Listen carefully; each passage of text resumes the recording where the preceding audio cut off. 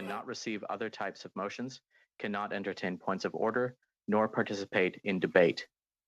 We can now proceed to the election of the chair.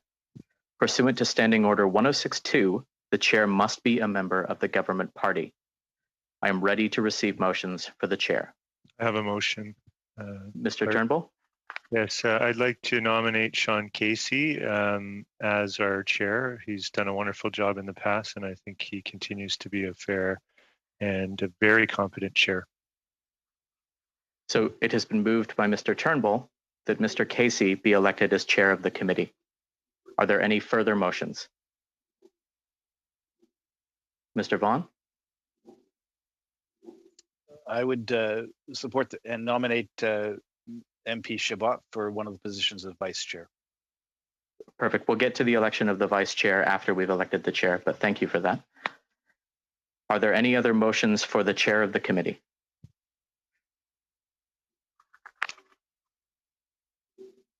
So seeing none, I will now, pursuant to the House Order of Wednesday, September 23rd, I will now proceed to a recorded division, unless there is unanimous consent for the motion. All right. Would everyone like a recorded division? Unanimous. Okay, so seeing consent for that, I declare the motion carried and Mr. Casey duly elected chair of the committee. Thank you, colleagues. Mr. Casey, I'd invite you to take the chair. Thank you very much, Andrew. I presume that our next order of business is the election of the vice chairs, and that the standing orders require that one vice chair be from the official opposition and the other from the third party. Am I correct in that, Andrew? You are correct, and with the acceptance of the committee, I could take us through the election for the vice chair and the second vice chair. You certainly have the acceptance of the chair. Wonderful, thank you. So pursuant to Standing Order 1062, the first vice chair must be a member of the official opposition, and I am now prepared to receive motions for first vice chair. Ms. Falk? Just before I give a motion for vice chair, are we using the raised hand function on the participant list? Because they did have my hand raised there. So I just don't know if I need to visually show that I'm raising my hand or if that will be used. For that, yes. Have confirmation? Okay. I apologize for that. I do see your hand raised. Yes. Okay, wonderful. Thanks. For the vice chair, as a member of the official opposition, I would like to nominate the Honourable Peter Kent for this position. So it has been moved by Ms. Falk that the Honourable Peter Kent be elected as first vice chair of the committee. Are there any further motions? Seeing none, would the committee like to proceed to a recorded division, or do we have consent? Wonderful. So I declare the motion carried and the Honourable Peter Kent duly elected first vice chair of the committee. And now moving to the second vice chair. So pursuant to Standing Order 1062, the second vice chair must be a member of an official opposition party other than the official opposition. And I am now prepared to receive motions for the second vice chair. I see Mr. Vaughan has his hand up. Yeah, at this point, I will now nominate MP Chabot for the position of vice chair from the third party. Wonderful. So it has been moved by Mr. Vaughan that Madame Chabot be elected as second vice chair of the committee. Are there any further motions? Seeing none, would the committee like to proceed to a recorded division, or do we have consent? Wonderful. So I declare the motion carried and Madame Chabot duly elected second vice chair of the committee.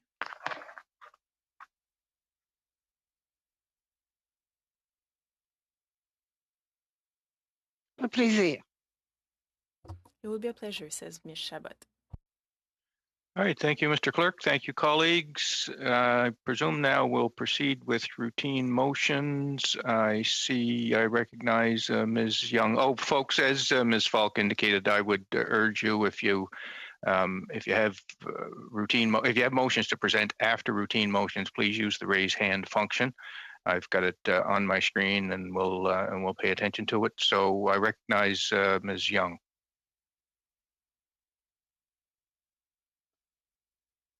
Thank you very much, Mr. Chair. I think I may have put that up a little early. I certainly can go forward, but I think Member Long was going to do the motions. Okay, I see Mr. Vaughan's hand up ahead of Mr. Long. Are you in the same position, Mr. Vaughan? I see your hand down. Mr. Long, please. Thank you, Chair. Good afternoon to my colleagues and friends across Canada. I do have some routine motions I would like to start with your agreement, Mr. Chair. Go ahead. Number 1, analyst services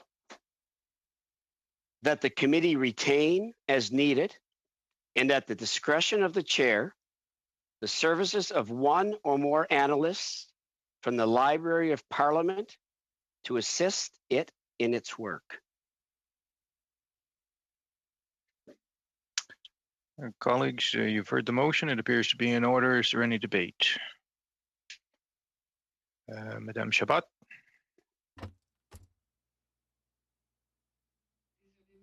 My apologies, Mr. Chair. I raised my hand for later. I raised it too soon. Problem? No problem. Hearing none, are we ready for the question? Let me ask first if we have consensus or if you wish to proceed to a recorded vote. Can you give some sort of a visual indication if we have consensus? Okay, thanks everyone. I believe we have consensus. That motion is adopted. Go ahead, Mr. Long. Thank you, Mr. Chair.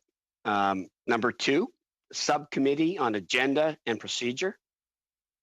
That the Subcommittee on Agenda and Procedure be established and be composed of 5 members, the chair, 1 member from each party, and that the subcommittee work in the spirit of collaboration.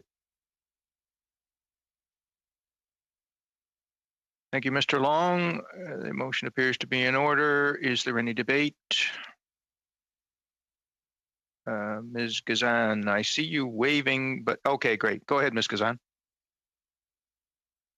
Thank you, Mr. Chair. I wish to propose an amendment to this specific motion to read that the Subcommittee on Agenda and Procedure be established and be composed of 5 members, the chair, 1 member from each recognized, being the amendment party, yep, and that the subcommittee work in the spirit of collaboration. Okay, Ms. Gazan, the amendment appears to be in order. Is there any debate on the amendment to add the word recognized? Seeing none, do we have consensus that the motion be amended as suggested? I believe I see consensus. Thank you. Let's go to the main motion. Any debate on the main motion? Seeing none, do we have consensus on the main motion? Thank you. The motion is adopted as amended. Mr. Long. Thank you, Mr. Chair. Number 3, meeting without a quorum. That the chair be authorized to hold meetings to receive and publish evidence when a quorum is not present, provided that at least 4 members are present, including 2 members from the opposition and 2 members from the government, and that in the case of previously scheduled meetings taking place outside of the parliamentary precinct, the committee members in attendance be required to wait for 15 minutes following their designated start of the meeting before they may proceed to hear witnesses and receive evidence, regardless of whether opposition of government members are present. Thank you, Mr. Long. The motion appears to be in order. Is there any debate? Seeing none, do we have consensus or do we require a recorded division? I see indication of consensus. The motion is adopted. Mr. Long.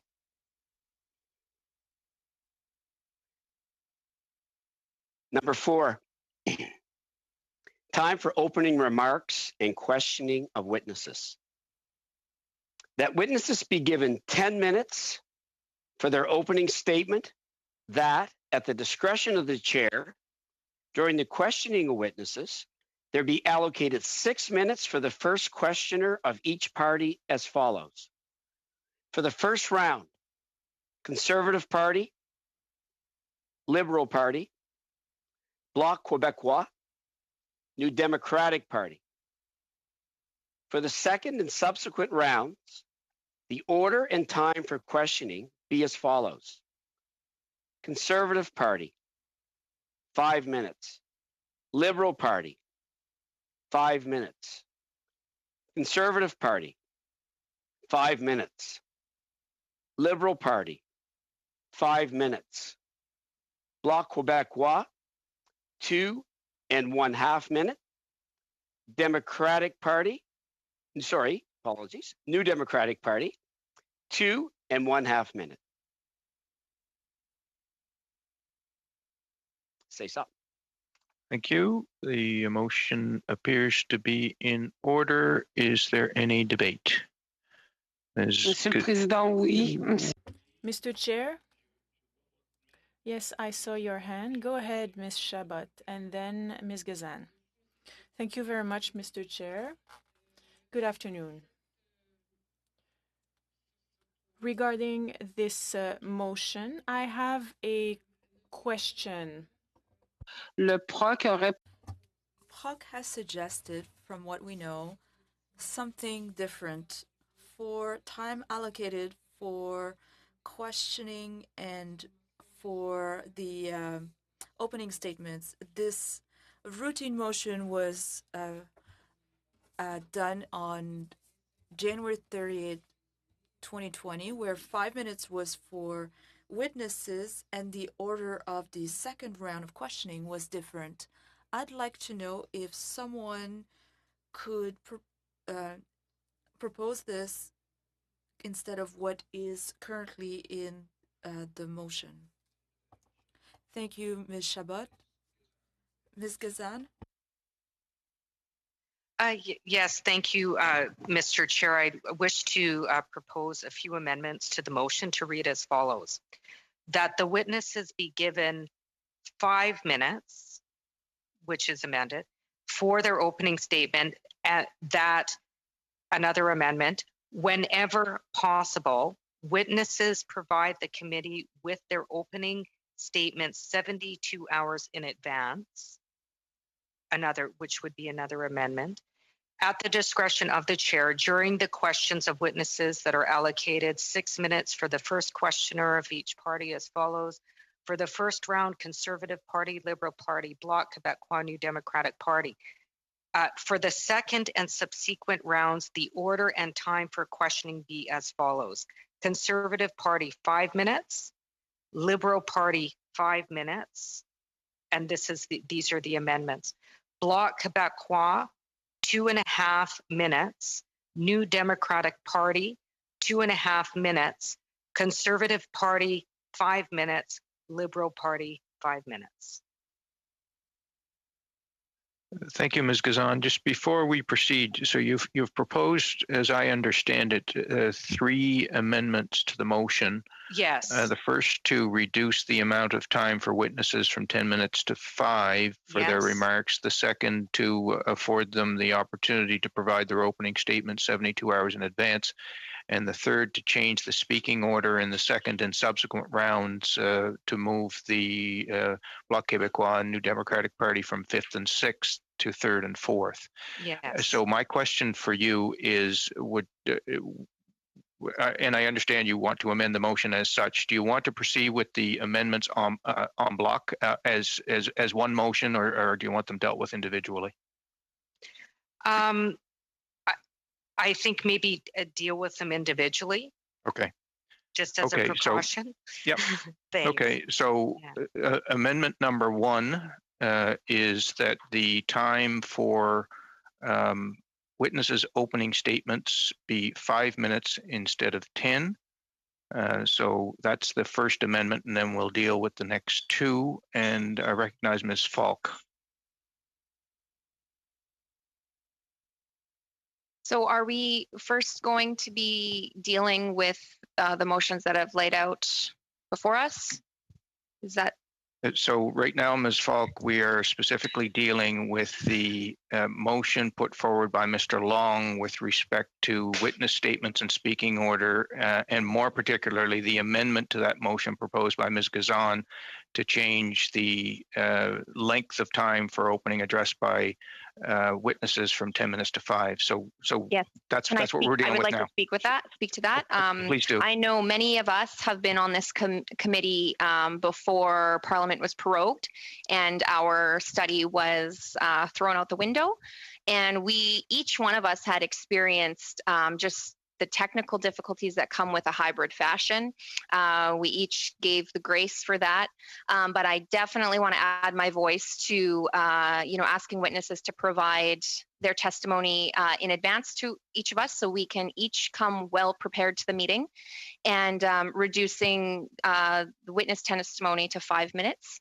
I just think we never know what can happen, whether it's with connectivity, we're going into winter, if there's winter storms and power outages and that type of thing. So I just would really appreciate if this committee did take into account only having the 5 minutes for witness testimony.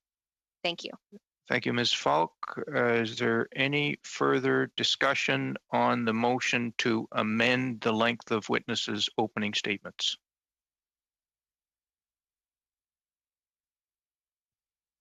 Seeing none, is there consensus to amend the motion to shorten witness opening statements, or do we require a standing vote? Some indication, please.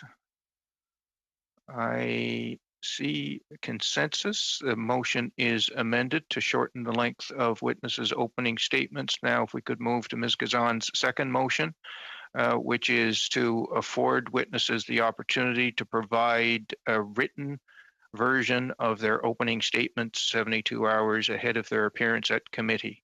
When, Chair, what did you have, MP Gazan, when possible or when? So that whenever possible. Whenever possible, yeah. Yeah, comma, witnesses provide the committee with their opening statement 72 hours in advance. Okay, so you've heard the proposed amendment. Is there any discussion? Mr. Housefather, please. I entirely, oh, sorry, I have to switch to English. One sec. I entirely support the idea of witnesses providing their opening statements to committee as soon as possible before they appear. I only question, Mr. Clerk, 72 hours often doesn't give time for translation because the committee can't receive documents until they're translated. At all, if Leah might agree that we just say that we ask witnesses to provide their opening statements to the committee as soon as possible, whenever, as early as convenient for them, so that ideally we get it translated and we actually receive them before the meeting. I don't mind how she worded it, but I think 72 hours doesn't actually create the time often for translation. Mr. Chair, I would propose that I think the clerk wanted to interject. Maybe I'll let you. This is your area, so I want to hear what you have to say. Mr. Clerk, you have the floor. Thank you, Ms. Gazan. This is similar to an amendment to this routine motion that was accepted by PROC, and to my mind, the whenever possible covers us in the case of last minute witnesses being brought to the committee, any kind of witness not being able to provide an opening statement. I think the language of whenever possible covers us in that, and I will do my best to have it translated and get it to the committee, but do know that it won't be possible in every instance, just because of, as I say, sometimes we have a last minute cancellation and need to fill a witness. Sometimes we don't get confirmation until right at the end for a witness coming, things like that. But we will do everything in our powers to get those opening statements to you when they're provided. Thank you, Mr. Clerk. Any further discussion? Okay, the question is on the amendment with respect to the provision of written opening statements from witnesses. Do we have consensus, or do we require a standing vote or recorded division? I see several thumbs in the air. I'll take that as consensus. Thank you. The third amendment was with respect to the speaking order in the second and subsequent rounds to move the block and the NDP from 5th and 6th in the speaking order up to 3rd and 4th. Debate on the amendment. Mr. Kent, please. Yes, thank you very much, Chair. And we would like a recorded vote on this. We prefer the Mr. Long's original speaking rotation. Thank you, Mr. Kent. Mr. Housefather, did you want to speak on this, or have you just not lowered your hand? It was on the previous thing Gotcha. that I had intervened on, Mr. Chair. Any further interventions with respect to the amendment? Seeing none, we will now proceed with a recorded division. Mr. Clerk. Mr. Housefather? I support the amendment. Mr. Long? I support the amendment. Mr. Turnbull? I support the amendment. Mr. Vaughn? I support the amendment. Ms. Young? I support the amendment. Ms. Falk? This is to amend the speaking order. I oppose the amendment. Thank you. Mr. Kent? I oppose. Thank you. Mr. Schmale? I oppose. Mr. Viss? I oppose. Madame Chabot? Je suis en faveur de l'amendement. And Ms. Gazan? I support the amendment. So yeas pour 7, and noes contre 4. Amendment is adopted. The debate now is on the main motion as amended. Is there any debate on the main motion as amended? Seeing none, is it the wish of the committee to proceed with a recorded division, or do we have consensus? I see consensus. The motion is adopted as amended. Mr. Long. Thank you, Chair. Number 5, document distribution. That the clerk of the committee be authorized to distribute documents to members of the committee only when the documents are available in both official languages, and that the witnesses be advised accordingly. You've heard the motion. It is in order. Is there any debate?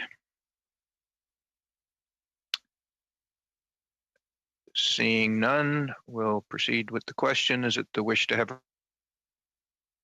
consensus?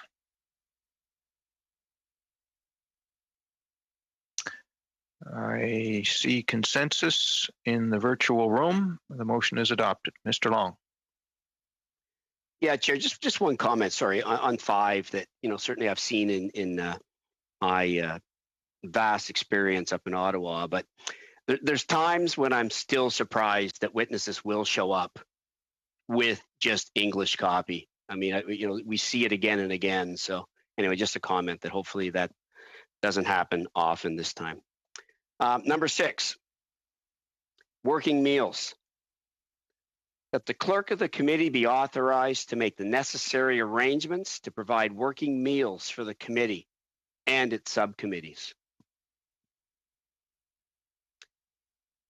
Motion is in order. Mr. Long, I know that you want to offer a further commentary on this. You have the floor. No, I was just going to say that I know that's going to be a challenge with me sitting here at times in St. John, New Brunswick to get me a meal, but I'll take what I can get, Chair. Well, it's your motion. Is there any debate? Seeing none, I presume we're ready. Allez, Madame Chabot. Non, allez-y. Vous avez la parole, Madame Chabot. I understand the challenge that my colleague has mentioned. In that same motion at Prague, they added something on working meals if members have confirmed their physical presence for the meeting. I think that it would be a good amendment that I could put forward. This way, we would guarantee that we're not getting food for nothing. We have an amendment put forward by Ms. Chabot so that people that will be present on site in Ottawa would have to say that they are there. The debate is now on the amendment to the motion. That's a good amendment, Chair, for sure. Okay, il n'y en a pas. There are no more comments. We will now vote on the amendment. Do we have consensus? We do have consensus. Thank you very much. The motion is amended as proposed, and now the debate, the question is on the main motion. Is there any debate on the main motion as amended? Seeing none, can we proceed by consensus? Do we require a vote? I see consensus in the virtual room. The motion is adopted as amended. Mr. Long. Thank you, Chair. Number 7, travel, accommodation, and living expenses of witnesses. That if requested, reasonable travel, accommodation, and living expenses be reimbursed to witnesses, not exceeding 2 representatives per organization, provided that, in exceptional circumstances, payment for more representatives be made at the discretion of the chair.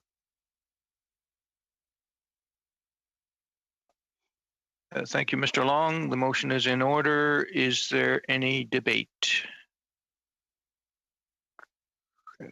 Seeing none, do we have consensus to adopt the motion? It appears that we do. The motion is adopted. Mr. Long. Thank you, Chair. Number 8, access to in-camera meetings. That unless otherwise ordered, each committee member be allowed to have 1 staff member at an in-camera meeting, and that 1 additional person from each House officer's office be allowed to be present. Thank you, Mr. Long. The motion is in order. Debate. Seeing none, do we have consensus to adopt the motion? The motion is adopted by consensus. Mr. Long. Thank you, Chair. Number 9, transcripts of in-camera meetings. That 1 copy of the transcript of each in-camera meeting be kept in the committee clerk's office for consultation by members of the committee or by their staff. The motion is in order. Debate on the motion. Seeing none, can we proceed by consensus or do we require a recorded division? I see consensus. The motion is adopted. Mr. Long.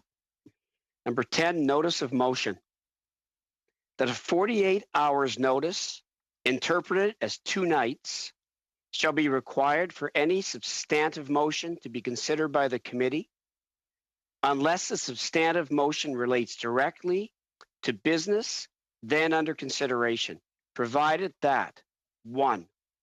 The motion be filed with the clerk of the committee no later than 4 p.m. Eastern Time from Monday to Friday, and 2, the motion be distributed to members in both official languages by the clerk on the same day the said notice was transmitted, if it was received no later than the deadline hour, and that 3, notices received after the deadline hour or on non-business days be deemed to have been received on the next business day, and that when the committee is traveling on official business, no substantive motions may be moved. Thank you, Mr. Long. The motion is in order. Is there any debate on the motion? Seeing none, can we proceed by consensus? It appears that we have consensus. The motion is adopted. Mr. Long. Other in-camera meetings, that the committee may meet in camera only for the following purposes. A, to consider a draft report. B, to attend briefings concerning national security. C, to consider lists of witnesses. D, for any other reason with the unanimous consent of the committee. That all votes taken in camera, with the exception of votes regarding the consideration of draft reports, be recorded in the minutes of the proceedings, including how each member voted. When recorded, votes are requested. That any motion to sit in camera is debatable and amendable.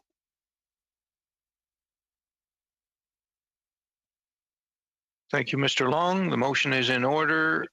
Debate on the motion. Seeing none, do we have consensus to adopt the motion? We do. The motion is adopted. Mr. Long. Number 12, other orders of reference from the House respecting bills. That in relation to orders of reference from the House respecting bills, A, the clerk of the committee shall, upon the committee receiving such an order of reference, write to each member who is not a member of a caucus represented on the committee to invite those members to file with the clerk of the committee in both official languages any amendments to the bill which is the subject of the said order, which they would suggest that the committee consider. B, suggested amendments filed pursuant to paragraph A at least 48 hours prior to the start of clause-by-clause consideration of the bill to which the amendments relate shall be deemed to be proposed during the said consideration, provided that the committee may, by motion, vary this deadline in respect of a given bill, and C, during the clause-by-clause consideration of a bill, the chair shall allow a member who filed suggested amendments pursuant to paragraph A an opportunity to make brief representations in support of them.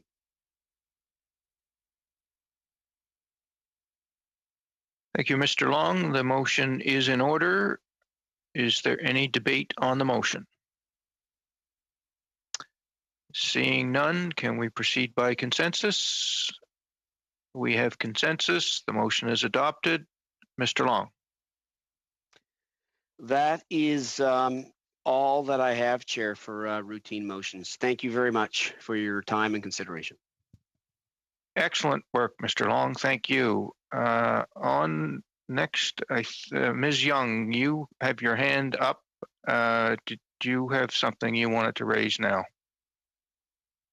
Yes, thank you very much, Mr. Okay. Chair. I have two motions. I'm going to actually read them separately, and I would imagine that the committee would probably want to vote on them separately.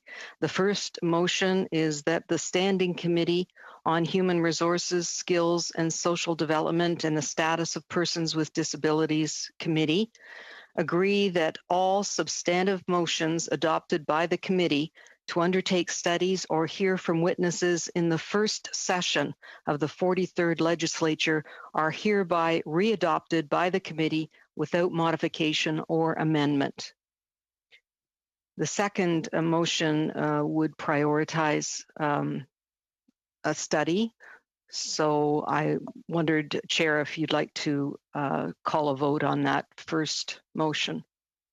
Well, we'll have debate first, but the motion is in order. And next on the speakers list, I see Ms. Gazan. Did you want to speak on this motion, or was this for the next one? Ms. Gazan, you have the floor if you wish. Sorry, I forgot to lower my hand, Okay. Mr. Chair. Mr. Kent. Thank you, Chair. And I'd just like to ask Ms. Young whether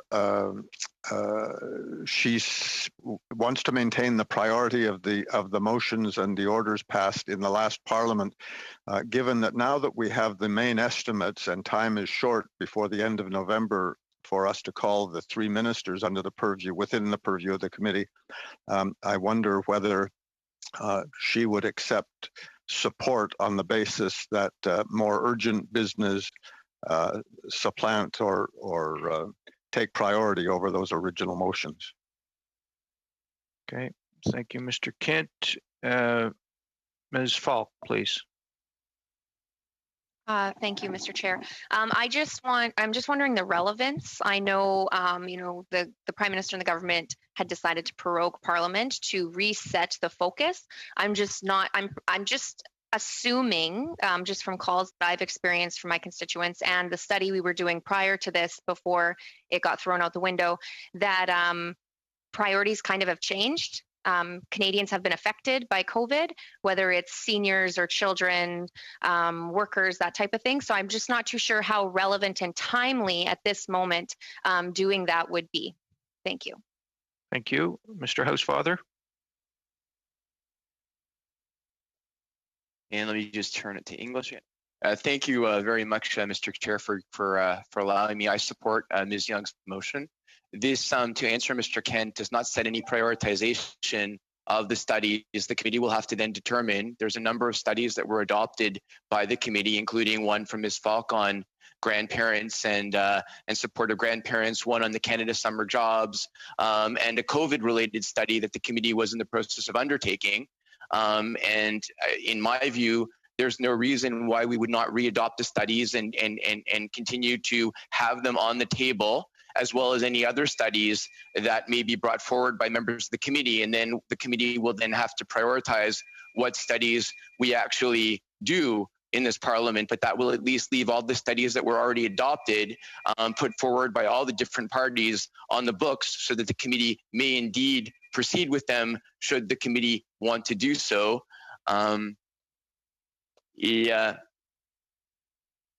Et juste pour ajouter en France. And I'd like to add a comment in French. I feel that this is very important. Members of various parties have already proposed studies. The committee can prioritize which studies it wants to look at.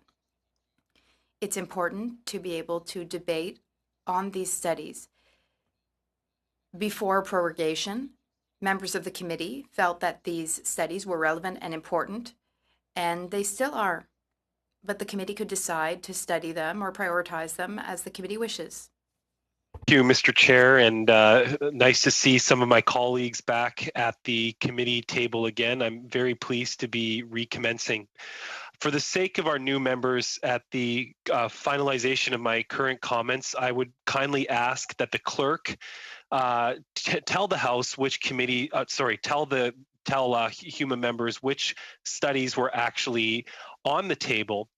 I would also add to my colleague MP Falk's comments that the world and the priorities of this committee, I believe, need to change with what's been happening in our country, and that when we had those original debates, COVID wasn't really an issue. And I think that we need to re-examine what we're doing. We need to look very closely at the new benefits that were just announced by the Government of Canada, some of the new housing initiatives that were just announced by the new government, and really strategically think how our work on this committee is going to serve the well-being of Canadians, hold the government to account, and ensure that we're doing the most for the people that brought us here. And I disagree with adopting all of the same studies that we had to achieve that end. Thank you, Mr. Chair, and I please hope that the clerk could provide us that quick update for the new members right now.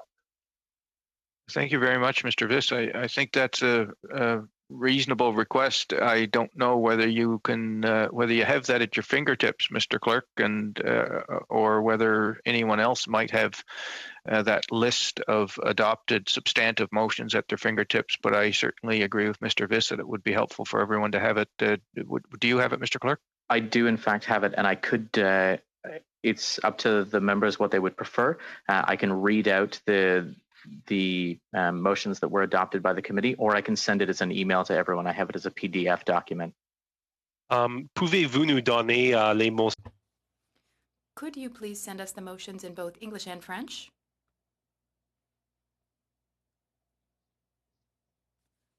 Prefer to receive them as an email, then you'll have both the copies in both English and in French. If you could send it right away, then yes. Absolutely. Okay, thank you, Mr. Viss, Mr. Clerk. Puis la prochaine, c'est Madame Chabot. Ms. Chabot, you now have the floor. Thank you very much, Mr. Chair. And I'm also very happy to be back at HUMA.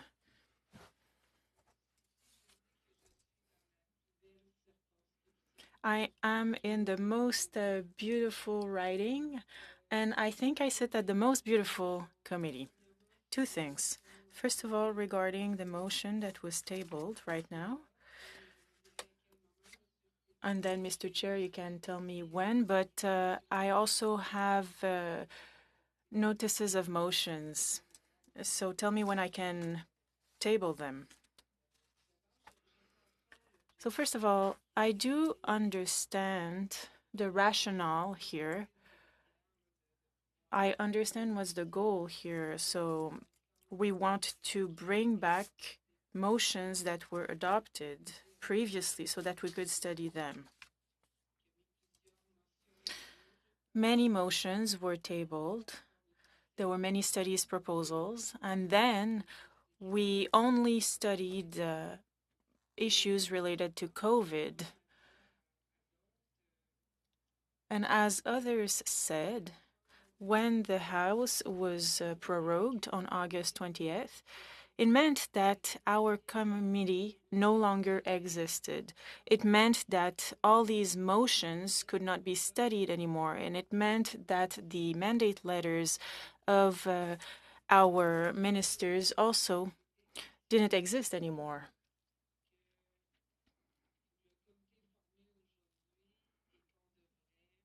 So now we're here, we're back, and I believe that we should start fresh.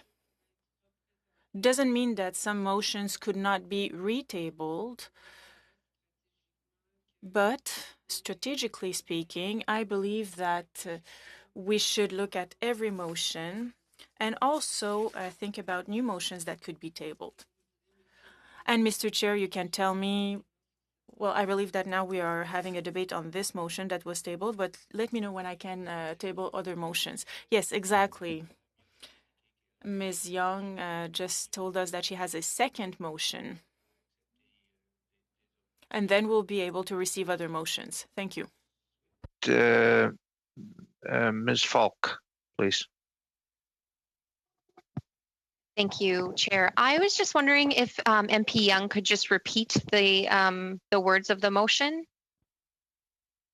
Yes, of course. That the Standing Committee on Human Resources, Skills and Social Development and the Status of Persons with Disabilities Committee agrees that all substantive motions adopted by the committee to undertake studies or hear from witnesses in the first session of the 43rd Legislature are hereby readopted by the committee without modification or amendment.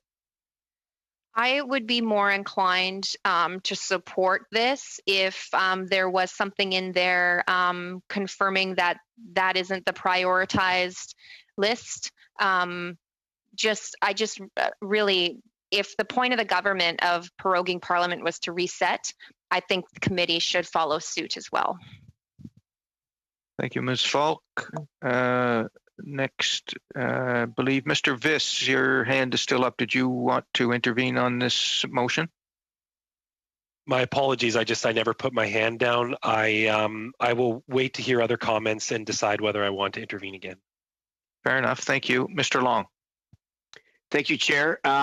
Just to Mr. Kent's, or sorry, MP Kent's point, there was already a motion last session to invite ministers to appear before the committee, I think before November 30th. So MP Young's motion should reinstate that, I would believe, correct? I think that may allay MP Kent's concern. Yeah, that would be my understanding as well. Yeah, mine also, Mr. Chair. Okay, Mr. Housefather, please. Thank you. Thank you very much, Mr. Chair. And I just want to again speak to the point that Ms. Falk raised and others have raised. There is no prioritization set out in this motion. This motion simply sets out that all the studies and witnesses that had been called by the committee would be reinstated without amendment. The committee is free to set out its priorities by separate resolution, which the committee will do. But this motion itself doesn't do that, it doesn't set any priorities. It simply reads what the committee already adopted, and I'm sure the clerk can confirm that based on the wording of the motion or the chair. But that is certainly, as a former chair, my understanding of how the motion reads. Yeah, my understanding is that her next motion will deal with priorities, but not this one. Mr. Turnbull, please. Yeah, much to the same as my colleague there, Mr. Housefather. I was just going to point out that this motion does not prioritize or limit us from prioritizing the different motions, but really kind of reenacts or reboots and retables the motions that were there before. I think many of the studies, from my recollection, are still and maybe even more relevant given the COVID-19 pandemic. And so we could revisit those, and certainly the subcommittee functions, I think, to prioritize work to some degree as well. So I think there's multiple opportunities, and I understand that the main estimates are already included in that list. So I think that deals with Mr. Kent's concern. So it seems maybe we could deal with these in two separate issues, as two separate votes. Thank you, Mr. Turnbull. Mr. Kent, please. Yes, I mean, to that point, the amendment to Ms. Kuzi's original motion did provide for the main estimates. Again, I was making that point on the basis of post prorogation and the expectation that all of those original amendments would have died with the previous government. Thank you, Mr. Kent. Mr. Viss.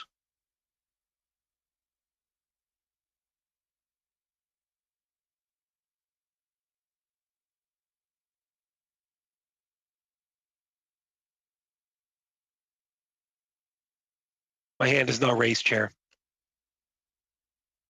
Madame Chabot.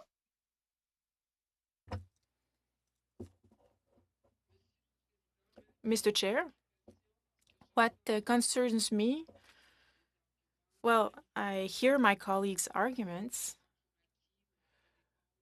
If we retable all the motions and the studies and we re-invite the witnesses and we say that we are not prioritizing anything, but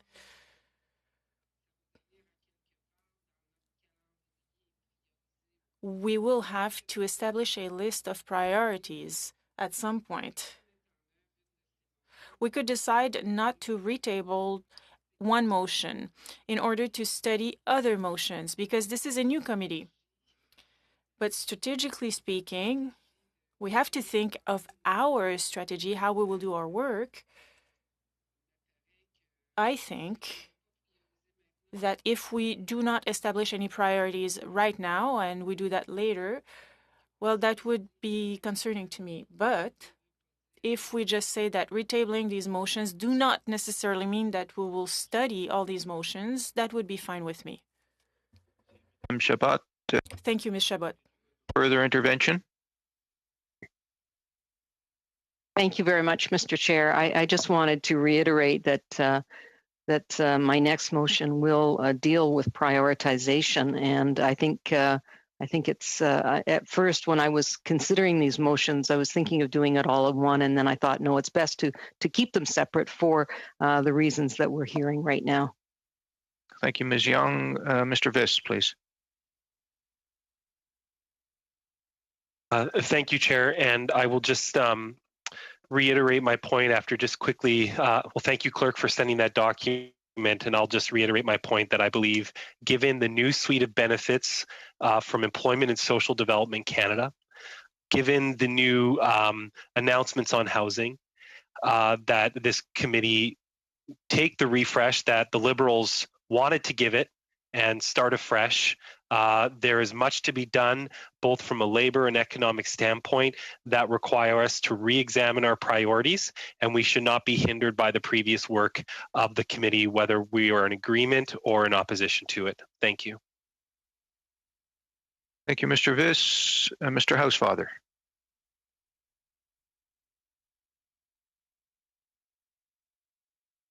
Oui, Monsieur le Président. Mr. Chair.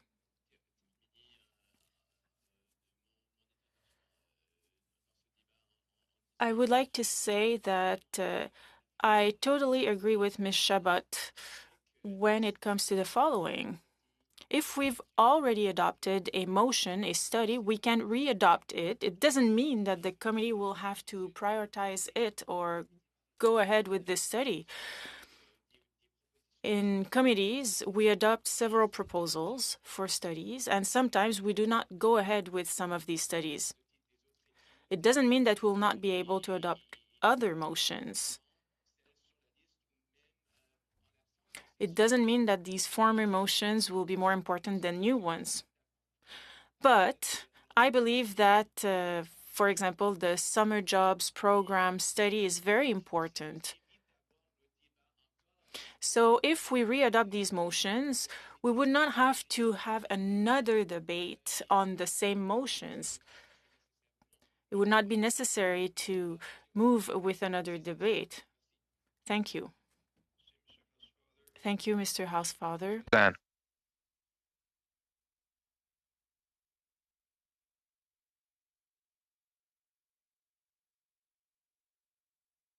I'm sorry, Mr. Chair, I missed the last part. Were you asking me to? No, Ms. Gazan has the floor.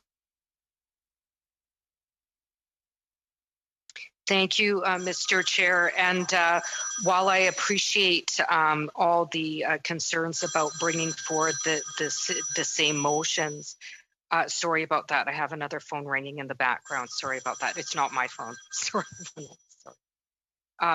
But although I appreciate all the concerns being raised about bringing forward the same motion, I just want to remind, some earlier comments made about, time wasted, proroguing Parliament, coming back. Canadians are expecting us to get back to work. I certainly have heard many people in other parties talking about getting back to work. I think we need to get back to work. And I don't think that limits the kinds of questions that within the studies that we've agreed upon can't adjust and shift as our circumstances have adjusted and shifted, including, for example, we talked about, impacts on student jobs.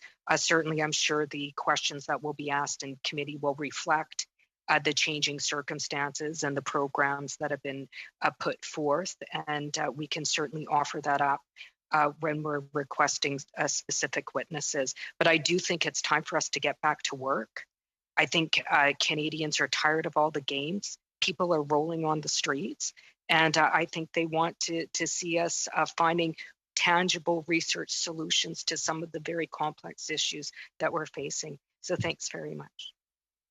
Thank you, Ms. Gazan. Is there any further debate?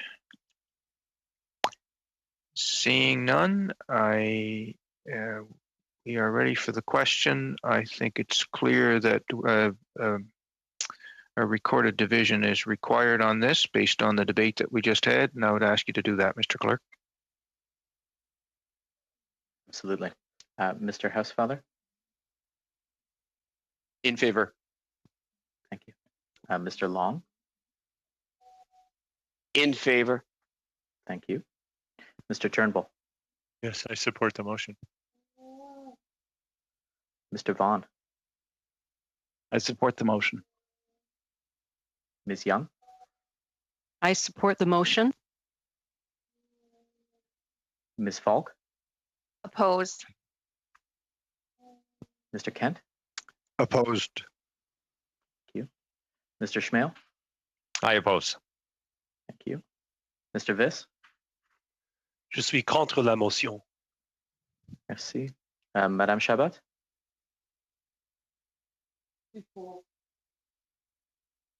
Encore, Madame Chabot, désolé, j'ai pas entendu.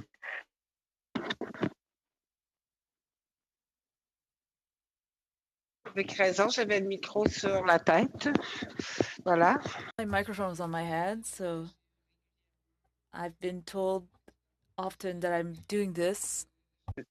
Avec les réserves et en tout cas les précisions qui ont. With what was brought forward, I vote for. And Ms. Gazan? Ms. Gazan? I vote in favor of the motion. Thank you. So, Mr. Chair, that's yeas pour 7, nays contre 4. Thank you, Mr. Clerk. I declare the motion adopted. Ms. Young? Yes, thank you very much, Mr. Chair. The second motion, as we have talked, would prioritize the studies, and I think what you will hear, this would be even more relevant today since COVID. That in recognition of the fact that nearly 80% of the Indigenous peoples in Canada live in urban, rural, and northern communities, be it resolved that pursuant to Standing Order 108, bracket 2, the committee undertake a study to investigate and make recommendations on the challenges and systemic barriers facing Indigenous people and Indigenous housing providers in northern, urban, and rural communities across Canada, that this study focus on urban, northern, and rural providers and identify the gaps in the federal government's current policies in addressing homelessness and the precarious housing crisis facing Indigenous people in urban, rural, and northern communities across Canada, and that pursuant to Standing Order 109, the committee requests that the government table a comprehensive response to the report.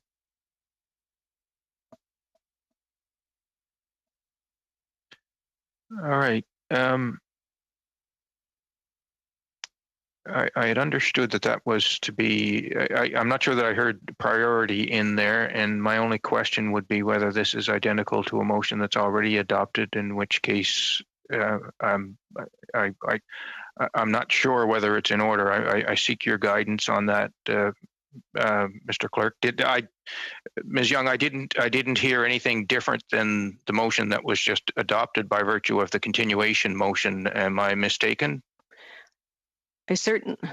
Thank you, Mr. Chair. I certainly was meaning to have this as a priority for the committee moving forward. This is an area that I think is no doubt even more of a concern across Canada since COVID started. It was a priority for our committee prior to this meeting, and I think it still remains a priority for Canadians and for Indigenous people. And I think it's probably one of the most important studies that we could take on at this time. It's certainly specific to an area of concern, of great concern of many Canadians, and if not all Canadians. And I think that we need to make sure that we look at this very important issue right off the top of this committee. I think anything less than that would be harmful. Thank you. And I don't debate any of that. My query is strictly on a procedural basis, that if you've introduced a motion that has already been adopted by the committee, I'm not sure the motion is in order. If you were to indicate that as a first order of business the committee should undertake, then that's a different motion. Right. But that isn't what I heard. So if you want to reframe it or to include those words, we can go ahead with this. But otherwise, I don't think we can. Okay. Could I? Yes, I understand, Mr. Chair. So what I would like to say is, as a first order of business, I recommend that this committee undertake the following motion, and then it would read as I have read before. Would that be substantial? I think that does it. Mr. Clerk, are we off base here? Ms. Young isn't able to amend her own motion, unfortunately. Someone else could move the amendment, but we would need to have language in there about prioritization of that, because having adopted the previous motion, this study is now back on the books. Okay, my only comment on that is I'm not sure the motion could be moved until it was ruled in order. Am I wrong there?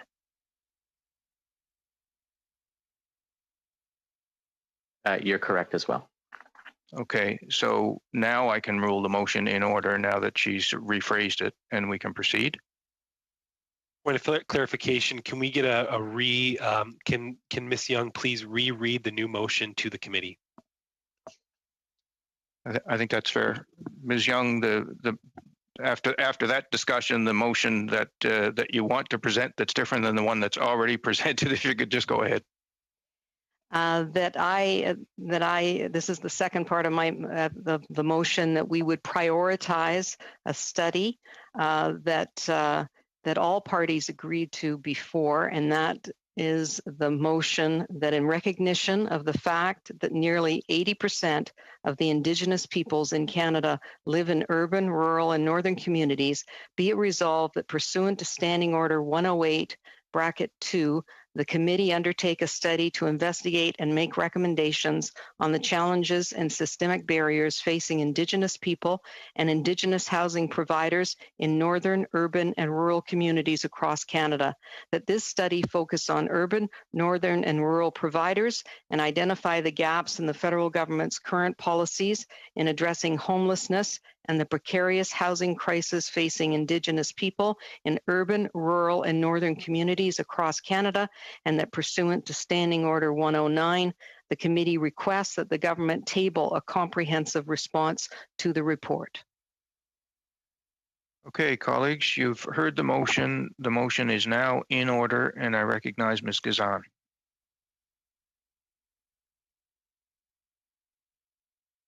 Just to say that I think this is a critical study. I think if anything we've seen during COVID, certainly with cases now emerging in Indigenous communities, certainly in my riding, I have over 100 cases with a very high Indigenous population and a housing crisis.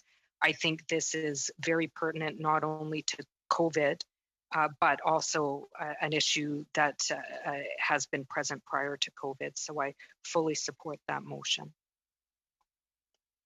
Thank you, Ms. Gazan. Mr. Viss, please. Thank you, Mr. Chair. And while I believe I supported this motion last time, I am not at all opposed to the motion. What I have reservations about at this moment is the need for us during this reset to have the ministers come before our committee at the earliest possible time. We have a short window to examine our estimates, and I believe we have a fiduciary responsibility to Canadians to see how we're spending taxpayer dollars at this critical time. Not in opposition to this motion, but I think we need to be flexible with some immediate issues that need to come before this committee in a timely way as well. And my support about whether moving forward on this motion will likely be contingent upon some flexibility from the other side to ensure that we account for estimates and the appearances of minister at this critical juncture. Thank you. Thank you, Mr. Viss. Madame Chabot.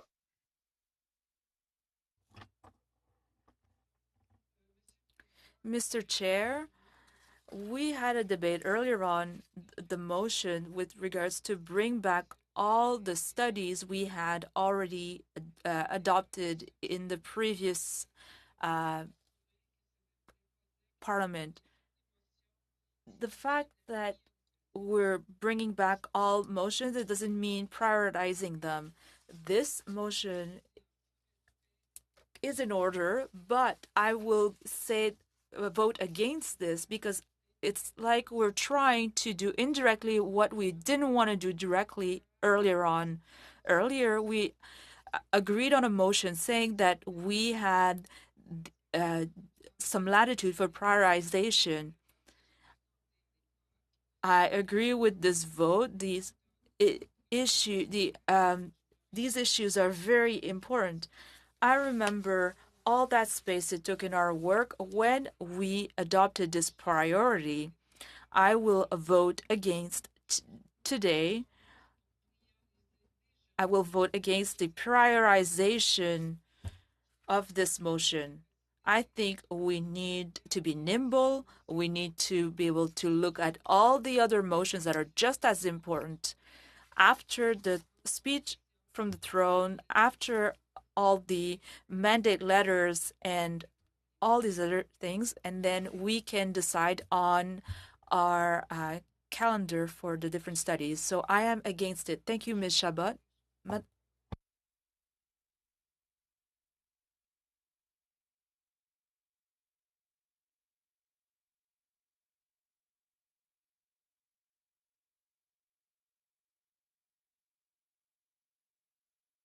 Ms. Falk?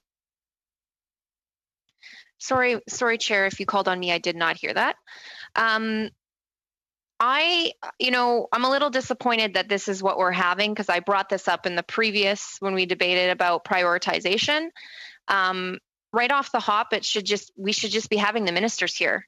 We're in the middle of a pandemic. The ministers have not reported anything to this committee. There's been tons of programs that and benefits that have rolled out the door.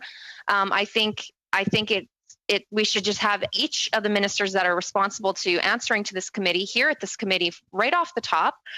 We do know, each of us know how important and difficult it is to get schedules to mesh. I think we need to do that before we discuss the priority of motions or studies that we're going to do. And especially with main estimates coming up, we need to have the ministers at this committee sooner than later, because really that will also too contribute to the studies that we are going to do, let alone, government legislation that's going to come. If we heard about seniors in long-term care facilities, that is apparently important to this government. So we can expect something to this committee. Childcare is another thing. I think before we jump in so deep with both feet, swimming in a whole bunch of priorities that we just discussed, or I was just told previously before in the last motion that we're not necessarily going to do that, we need to get the ministers here. Thank you, Ms. Falk. Mr. Kent. Yes, thank you, Chair. And I agree. And I I believe that this motion is redundant and actually acts against the spirit of what was accepted in the previous motions.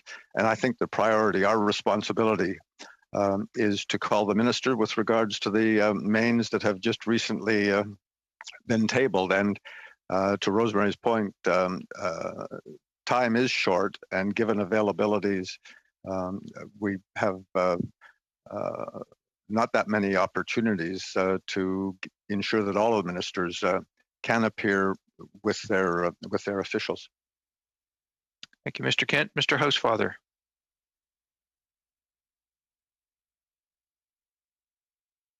Sorry, Mr. Chair.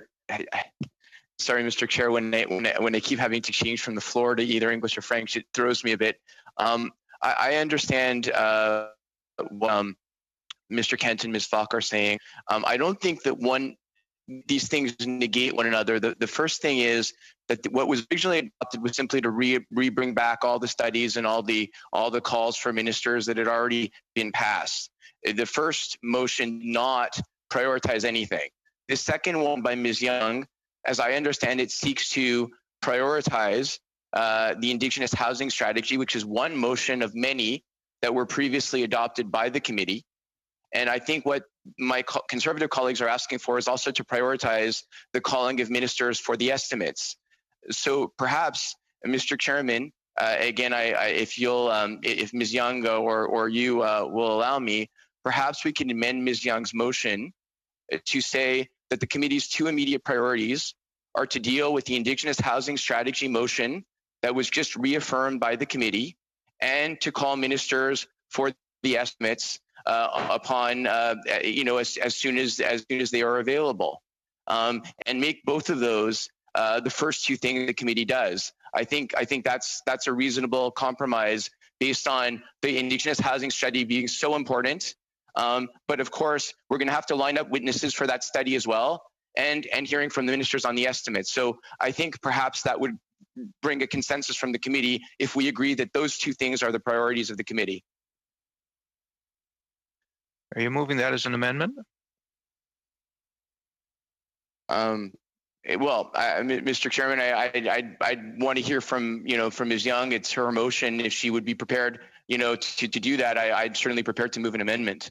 I don't want to negate from her motion, though, if she doesn't agree with that. Ms. Young, do you consider that to be friendly?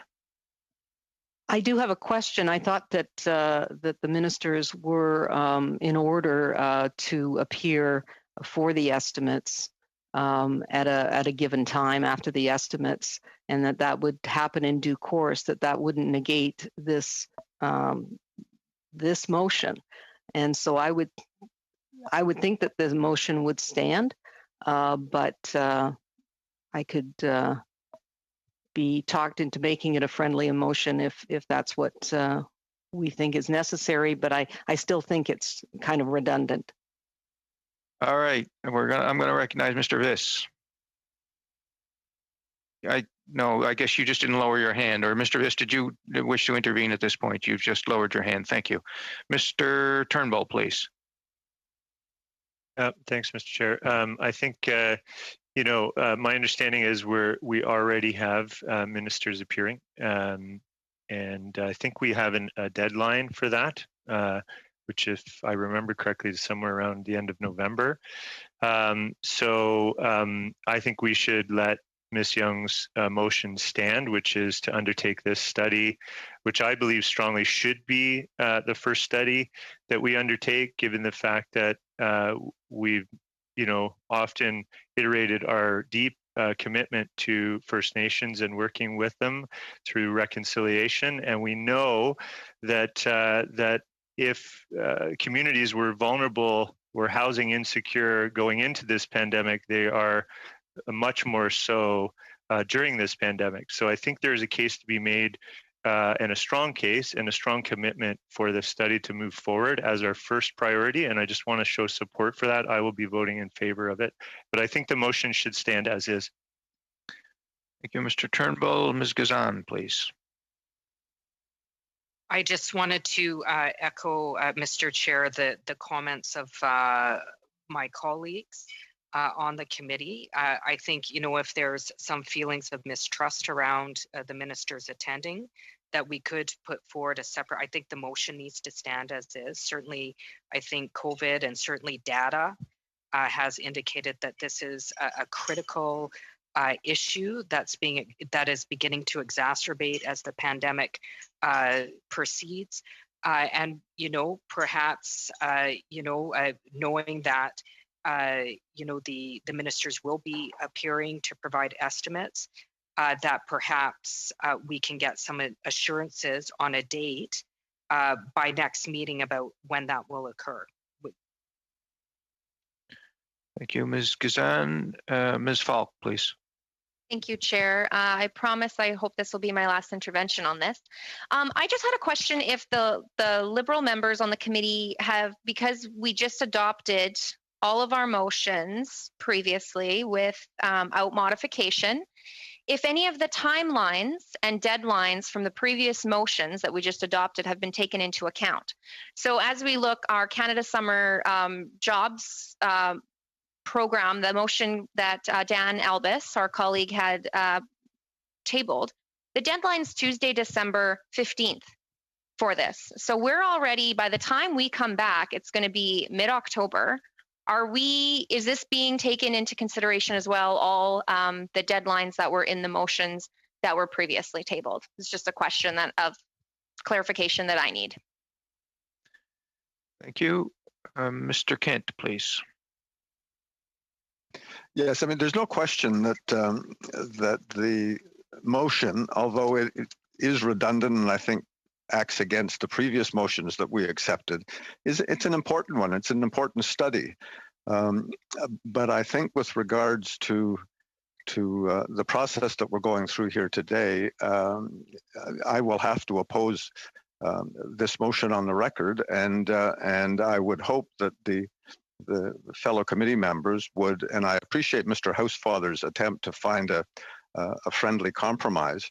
I think that that we do need to make very clearly that it is our duty to call the ministers and make them the ultimate priority of the tabling of the main estimates and the deadline between now and then. I think we can discuss, as Ms. Falk has just raised, the Canada Summer Jobs motion. We need a business meeting to discuss all of the standing motions and new motions that folks are going to want to put before the committee, given the changes simply even in the last month since prorogation. Thank you, Mr. Kent. Madame Chabot.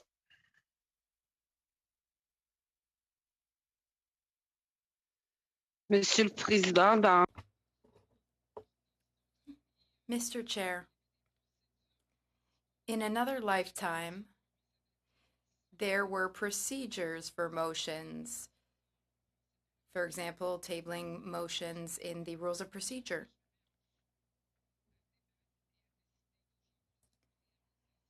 It's hard to decide on our priorities today.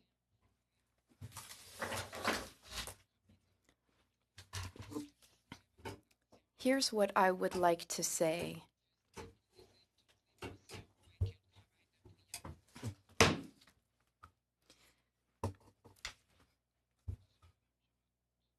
Thank you, Madame Chabot.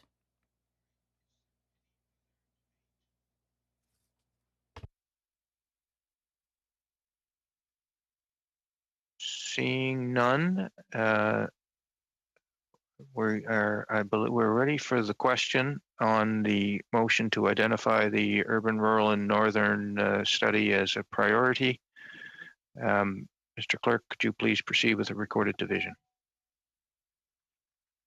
Thank you, Mr. Chair. Mr. Housefather? Yes. Mr. Long?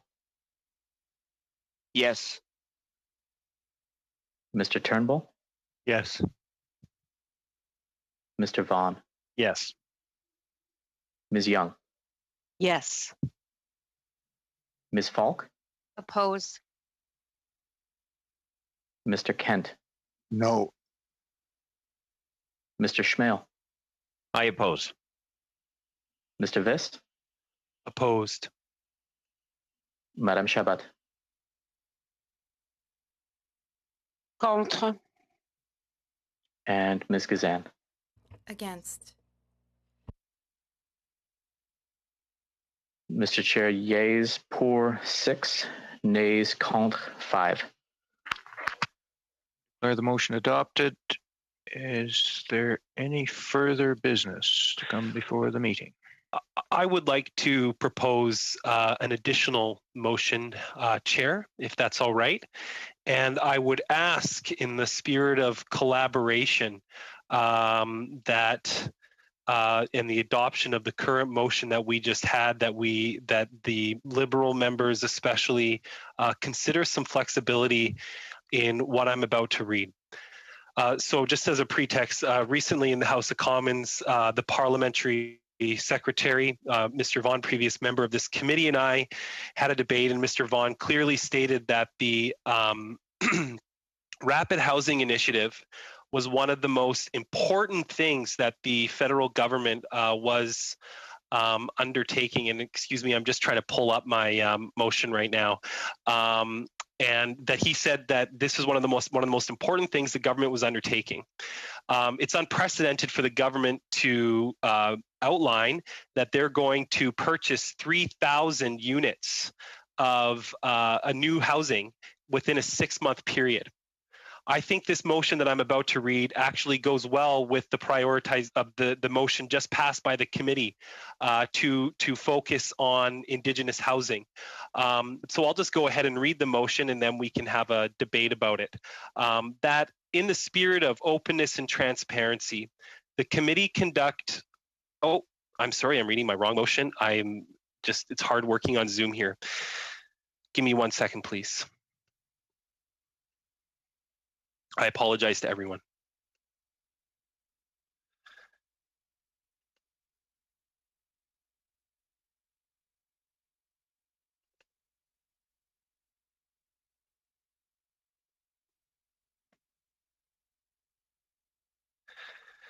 Okay, so I'll start again. My apologies, everyone. That the committee conduct an ongoing study of the Rapid Housing Initiative as the program is rolled out over the next 6 months to March 31st, 2021.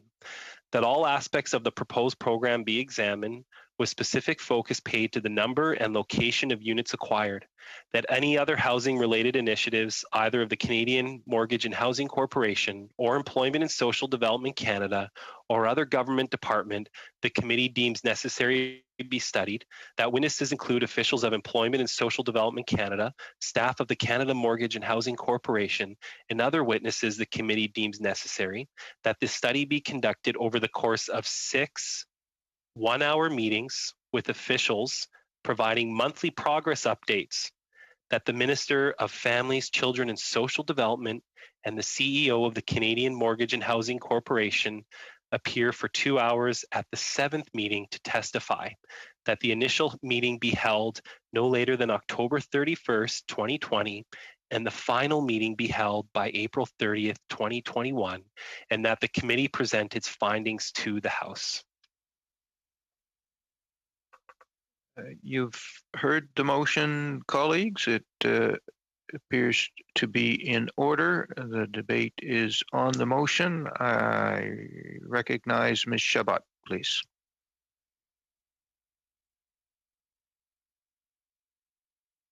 Monsieur le Président, je voulais vous présenter. Chair, I would like to give notice of motion, 5 notices of motion, if we have time for that. Is this the right time to do so? No, in fact, it is not. But I will give you the floor after the debate on this motion. Mr. Chair, could you explain something to me? Is this a motion that we're debating on and then voting on today? Or is the colleague giving notice of motion for a motion that we will debate next time? It can be one or the other.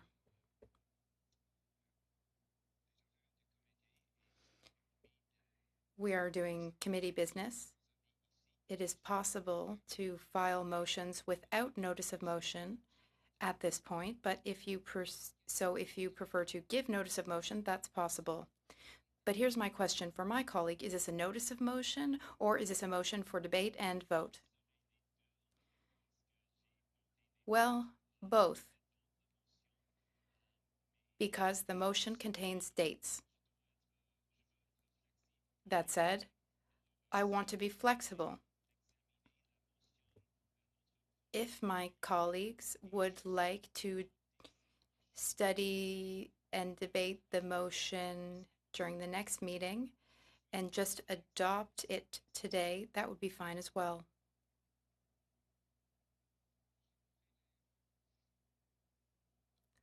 All right.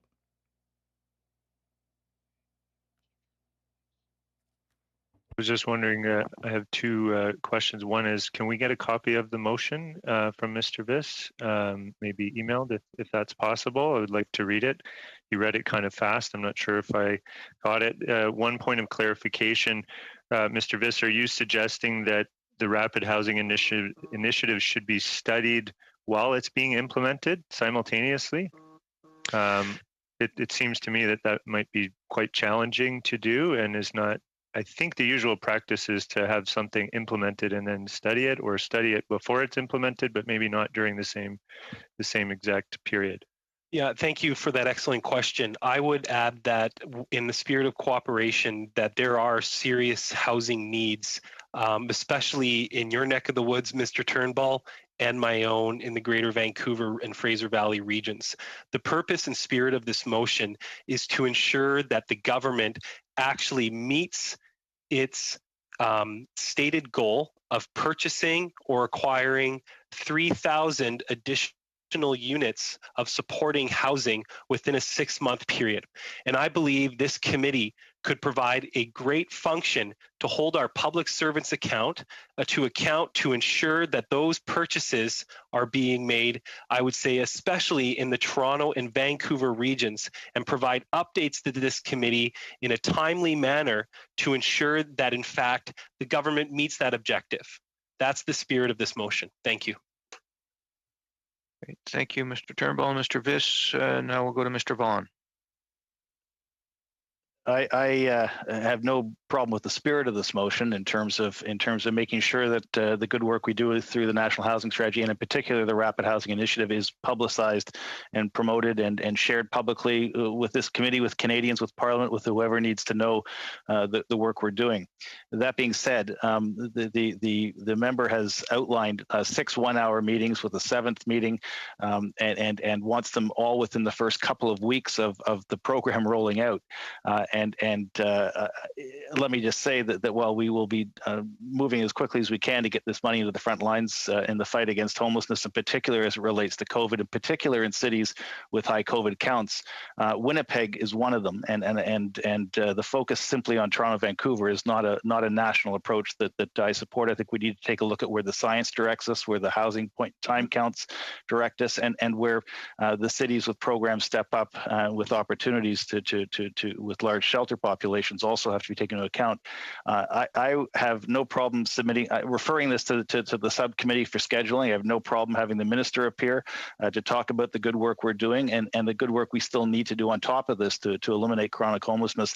I just think the timetable is heavy at the front end and requires some scheduling. I think that the member, MP Kent, has already said that we have estimates coming, and this would preempt those ministers from showing up for those meetings.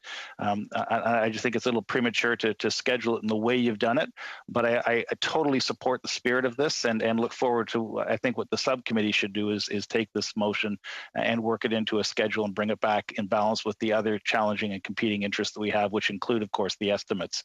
But on the issue of how this relates to the issue we have prioritized, which is urban, rural, and northern housing, we know that the communities with the highest population counts in terms of homeless people count amongst them the highest concentration and the overrepresentation of Indigenous people.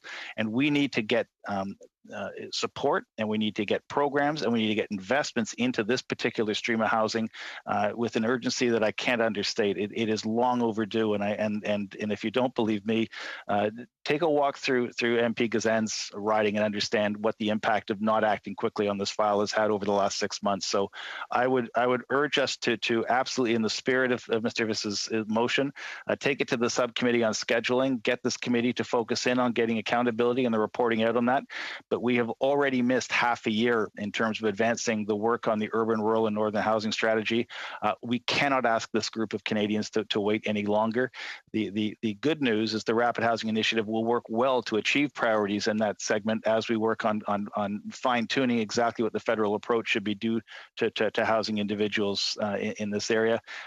But I think that the timetable, and once you see the program as it gets rolled out, I think you'll understand it even more. But the timetable is a little aggressive on the front end. There will be little to report in the first couple of days. We've already had 2 one-hour meetings before perhaps even the dollars started to flow, and that just doesn't make any sense. So I would urge my committee members to refer this to the subcommittee, and we will report back to Mr. Viss and work with Mr. Viss as a critic to make sure he understands exactly how to get the best results out of the motion he's moved. Mr. Chair, may I politely respond to those comments? Right after Ms. Young intervenes, because you're next on the speakers list after her. So just make note. She might have some stuff that you want to respond to as well. Ms. Young. Thank you very much, Mr. Chair, and thank you to the honourable colleague across the floor for bringing this forward. It does speak to the incredible needs in housing, and the Rapid Housing Study and Initiative is something that I'm really very interested in. With that said, I spoke to some Indigenous community members last night, and they were just starting to hear about this program, and I think we need to hear further about what they need, what their needs are, and the needs of Indigenous, rural, urban, and northern Indigenous communities is different depending on where you are. And I think it's important for us to hear what they need first. And I would have suggested, as Mr. Vaughan did, to refer it to the subcommittee. If that's in line, I think that's what we should do. Thank you. Thank you both MP Vaughan and MP Young for your comments. Mr. Vaughan, first off, regarding Winnipeg, I fully take your point, and I believe this is a national program and our focus should be nationally, and that's why when I originally asked you about this in the House of Commons, I asked for a full regional breakdown. I will note that I'm asking for 1 hour meetings, one hour meeting once a month. But if the Liberals were in favor of supporting this motion and I pushed our first meeting, say, to the end of November, I would be very amenable to such an amendment to the motion to make sure that this is on the table. Because I do believe with the motion just adopted, that this actually coincides with the other work that this committee just prioritized. Again, extraordinary times call for extraordinary measures. I think this is a very reasonable motion on a very unique government program that requires this committee, in the spirit of minority parliament, to work on behalf of Canadians to ensure that that $1 billion spent is being used in areas most in need of housing right now. And that is my main objective. Thank you. Thank you, Mr. Viss. Ms. Gazan. Thank you, Mr. Chair. I think it would be helpful if we did get a copy of the motion. Just because it's really hard to formulate an opinion because there was so much involved with that motion. I just also want to echo some of the research concerns around pushing forward this study too quickly because nothing has rolled out and it is rolling out. So I think, narrowing the research focus of, in stages, what's going on before as it rolls out, what it looks like after. I just think that, it's hard to study something that hasn't been rolled out yet. And so I think those are reasonable observations, but certainly I'm really willing to review your motion I just think we also have to look at how realistic it is in terms of actually being able to research it, which is why I would like to see the motion before I formulate any opinions on that. Thank you. Thank you, Ms. Gazan. Mr. Housefather. Thank you very much. And in substance, I mean, I agree with the motion to study the strategy. I have to reiterate though what Ms. Gazan just said. Without actually, like the first two things we adopted today, one was to re-adopt all the things we already adopted and we'd already looked at, and the second one was to prioritize one study that we'd already adopted. This is an entirely new study, and I really would like to be able to read all the language of it, because I may want to, for example, amend the timing of the meetings. So I'm wondering if for the new studies, maybe we could, again, it's totally up to you, Brad, we could agree that if we all get a copy of it, we vote on this at the next meeting. And the same would be true of, I know Louise has studies, if she could like send us copies of them and we could vote on them all at the next meeting, that would be really helpful so that we understand it. And if we have amendments, we could talk to you about it before the meeting and try to agree on them. It's really hard with all those paragraphs. I don't really remember them in my head exactly where everything was. Thank you, Mr. Housefather. Mr. Vaughn. Yeah, and I just heard you change the timetables on the fly there, and I'm not quite sure how that impacts. And I think that this is incredibly important. Don't get me wrong, and I'm more than happy to talk about this program and hopefully how successful it is, because it's critically needed from what we've heard from the frontline workers right across the country, from coast to coast to coast. It's just the timetable you've outlined, and my understanding as parliamentary secretary within the department, you're not going to get a good conversation just in terms of how front end loaded the timetable is. I would, if you remove the exact time and send it to committee, I'm sure we can work out exactly how to achieve what you're trying to achieve, which I think is full public disclosure and in real time assessment of the program. I think these are all great things to talk about. You know me, I love to talk about housing. I'm never going to stop you from doing that.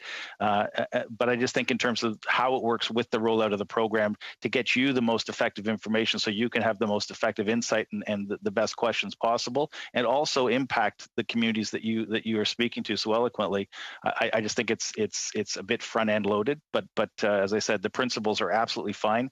If we can get it to the subcommittee and come back to the committee with substantial times, and also take a look at the block members meetings, also take into account the estimates meetings. I think we can work this out. What you're hearing is broad consensus around the principles of your motion. It's just the logistics which we're having trouble with because we don't have the motion in front of us, and it is a bit of a moving target now. Well, over to you, Mr. Viss. Yeah, thank you for those comments, Mr. Vaughn and Mr. Housefather. I'll just reiterate, I'm open to amending, and I would seek your amendment to the motion to change the initial date. I believe I've already provided a copy of the motion to the clerk for distribution, and would welcome further scrutiny of it. Maybe perhaps at previous meetings we've taken a 5 or 10 minute recess to review a motion on the table. Perhaps, Mr. Chair, that's an acceptable option at this time. But as I said, I'm very open to an amendment on the date. And my purpose here isn't to study, it is to provide oversight. And what I want to see right now is public servants coming before Canada and saying, okay, we're 3 months into this program, and we've so far we've so far purchased 1,000 homes. I'm just giving an example. But next month, we have all of these things going on. We're in negotiations with these housing providers, and we're going to be at this level next month. Parliamentary committees don't often take that type of role in the oversight of government programs. But as I mentioned in my previous iteration, right now, extraordinary times call for extraordinary measures. I'm not in opposition to what the government's doing on the Rapid Housing Initiative. I just want to make sure that it's serving the people that need it most in the most effective way. And the spirit of my motion is to ensure that those urban Indigenous housing providers, be it in Winnipeg or in Vancouver or in Toronto or Montreal, are getting the services that were promised by the government of Canada in that 6-month period, because it is a big goal, and we have a responsibility to make sure that we're meeting that goal on behalf of Canada to help those people in need. Thank you. Thank you, Mr. Viss. Madame Chabot.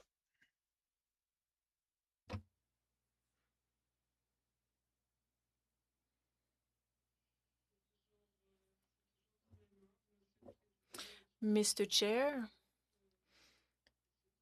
I believe that even though these motions are tabled, I think it's important to debate these motions at the next meeting. That would be my proposal. Thank you, Ms. Chabot. So this is a question for the clerk.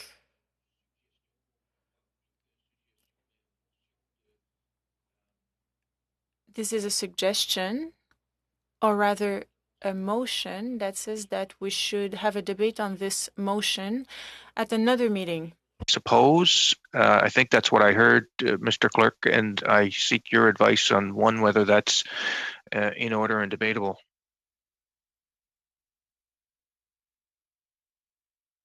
Pardon me. We would need to have a motion to adjourn debate on the motion that's currently in front of the committee, and then we could take it up at the next meeting. I will move a motion in the spirit of this committee to adjourn debate and table the motion for further study at our subsequent meeting. No problem with the mover moving that procedural motion, Mr. Clerk? Yep. Is it debatable? It is. Okay, so the motion now before you that supplants the original motion is that the debate on Mr. Viss's motion be adjourned. I see Ms. Gazan with her hand raised. Ms. Gazan, this is on the motion to adjourn debate. Yes, absolutely. I support that, Mr. Chair. I just wanted to, I had my hand up before. I just wanted to make a friendly recommendation to my colleague, MP Viss, that, in terms of the goals that he's looking for in terms of oversight, well, when he puts the motion forward the next time, it sounds like a different purpose for the study than was initially stated. And I'm just hoping that's clear when he puts the motion for the next time round when we have a chance to review it. Indeed, the motion. Yeah, go ahead, Mr. Viss. Indeed, the motion is technical, but I think it's very clear that I'm asking for one hour meeting per month to receive updates from relevant officials, both at ESDC and CMHC, on the progress related to the Rapid Housing Initiative.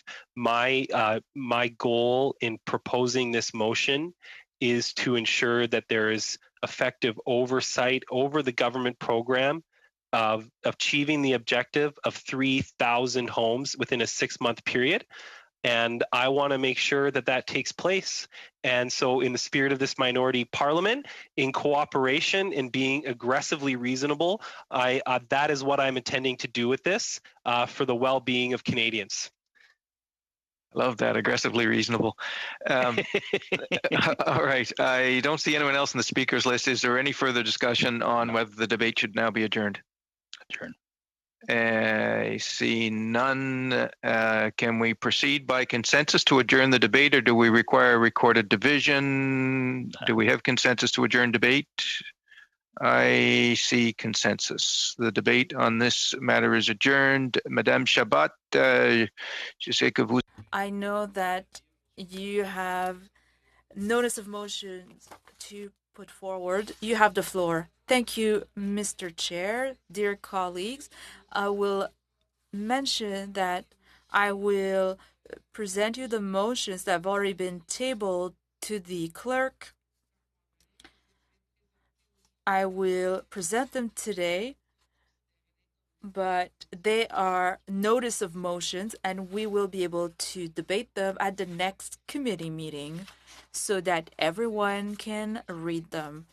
I understand that I can table them as notice of motions. Here is the first one, Mr. Chair. It has to do with EI.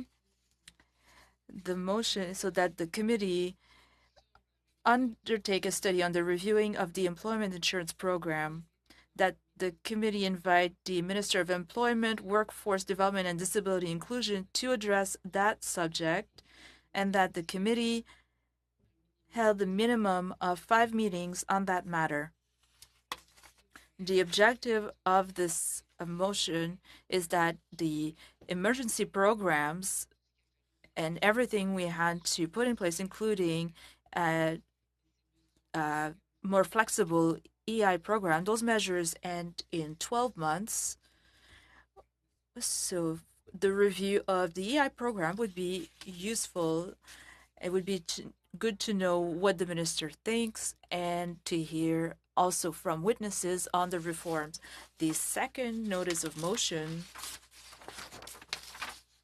has to do with the impoverishment of elders that are 65 years old or more, that the committee, pursuant to Standing Order 1082, undertake a study about the impoverishment of the elders 65 years and older and of the federal help to address the situation, that the committee held a minimum of 2 meetings to hear witnesses, and that the committee reports its findings, including its recommendation. The third notice of motion, that the committee, pursuant to Standing Order 1082, undertakes a study addressing improvements necessary to the seasonal workers pilot project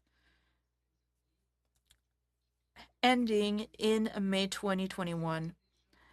This motion was already there. It was part of the motions adopted at the time. In our motion, we were talking about May 2020. Since the program was lengthened by 1 year, we're bringing back the motion by changing the end date. And we want to have a minimum of 2 meetings on this issue. The other notice of motion has to do with a motion I've had proposed, but that was not approved by the committee. I'd like to come back on the issue of protecting the workers' pensions in case of bankruptcies. The impact on industry on our different businesses is there. We should hear the Minister of Innovation, Science and Economic Development for about 1 hour and 3 hours of witnesses. The last motion has to do with the Service Canada's offices, so that we can figure out what is the cause and impact of office closings of Canadians in all regions, and that we invite the Minister of Families to discuss, and that we have a minimum of 2 meetings of 3 hours to hear witnesses. So those are the notice of motions. There's one on EI, one on the impoverishment of the seniors, the other one on seasonal workers, the one on Service Canada's partial reopening of offices, and there's the issue with pension funds. Thank you, Mr. Chair. Thank you, Ms. Chabot. Guzan, you have the floor.